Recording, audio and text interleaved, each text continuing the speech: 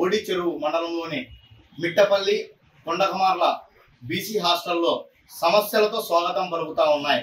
Mittapalli hostel విద్యార్థులకు కనీసం ఫ్యాన్లు లేక విద్యార్థులు వడదెబ్బకు గురవుతున్నారు.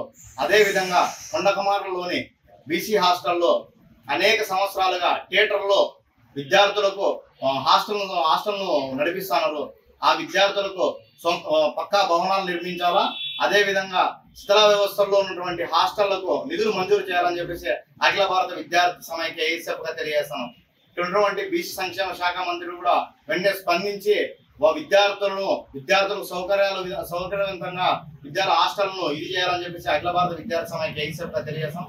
లేని ఎడల విద్యార్థులతో కలిసి మీ కార్యాలయాన్ని ముట్టడిస్తామని కూడా తెలియజేస్తున్నాం. మరిన్ని వీడియోస్ కోసం ఛానల్ ని సబ్స్క్రైబ్ చేయండి. లేటెస్ట్ అప్డేట్స్ కోసం వాట్సాప్ ఛానల్ ని ఫాలో అవ్వండి. ఆ లింక్ డిస్క్రిప్షన్ లో ఉంది.